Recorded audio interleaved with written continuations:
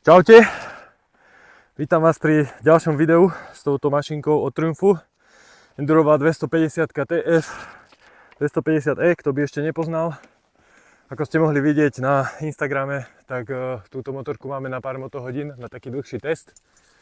Tak dneska si prejdeme nejaké prvé pocity približne po 15 hodinách a čo sme s touto motorkou zažili.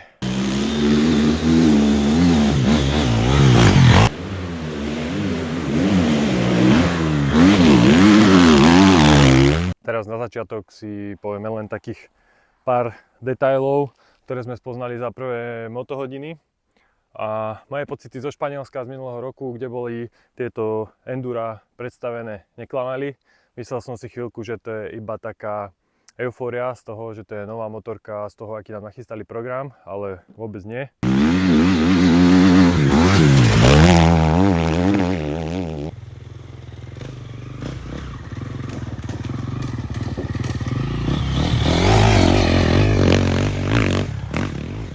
Chvíľku potom, ako sme túto mašinku zabehli, vypustili prvý olej, čo sa po jednej motohodine, čo ste tiež mohli vidieť na našom Instagrame, tak sme sa pustili do serióznejšieho jazdenia. Máme tu, myslím, celkom pekné terény na to, aby sme vyskúšali rôzne výjazdy z jazdy, motanice po hore, technické trate, ale aj také motanie sa pod výjazdom. Určite poznáte nejaké kamenisté úseky a tak motorka nemá absolútne žiadny problém. Podvozok je celkom dobre zladený aj s týmto hliníkovým rámom, je dostatočne pružný, dokážeš sa motať v hociakých technických úsekoch, motorka je úplne pevná, drží si stopu.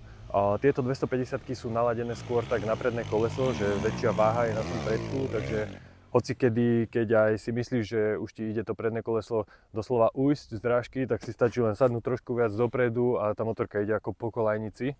Mne sa osobne toto nastavenie na predné koleso páči viac, pretože potom si vieš zadkom korigovať už, dajme tomu, buď šmík, alebo to, aby si ho dostal do drážky. Triumph si robí prevodovku sám vo svojich dielňach, takisto vlastne celý motor, ale ten základ prevodovky majú odladený úplne podľa seba. A je to aj počuť určite, keď sa započúvate do niektorých videí, neviem či aj mojich, ale ja to počujem, ale hlavne teda napríklad v Enduro GP alebo tak je počuť až určité hvízdanie tej prevodovky. Má to taký špecifický zvuk, ako mali Hondy niekedy v 90. rokoch. Mňa to trošku nutí ísť aspoň rýchlejšie, je to také, že podvedome si myslíš, že si strašný pilot, keď ti hučí tá prevodovka, ale nie že hučí, ale tak príjemne sviští. Mám to rád, tento zvuk.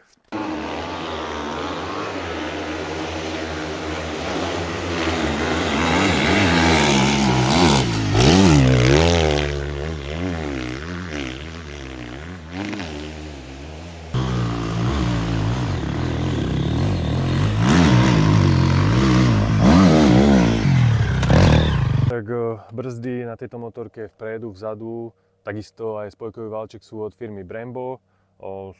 Sú v kombinácii s kotúčmi Galfer. Túto kombináciu som si mohol vyskúšať už na motocrossovej Ducati 450, ktorú som si minulý rok mohol testovať. Tam to fungovalo super, takisto to funguje aj tu.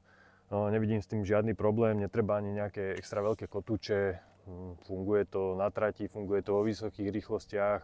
Brzdy nevednú za tých prvých pár hodín, ktoré túto motorku skúšame, tak s tým nebol absolútne žiadny problém, že by sa stali tie brzdy gumové, alebo že by sa menil ich charakter počas jazdenia, napríklad hodinu na trati alebo niečo podobné.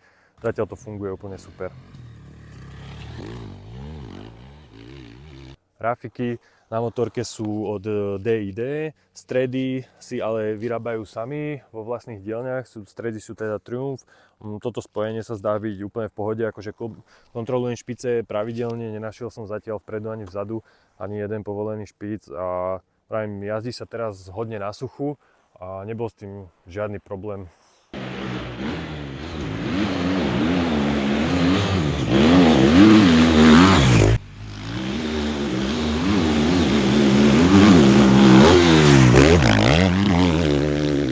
Čo vytknúť tejto motorke po týchto prvých pár hodinách?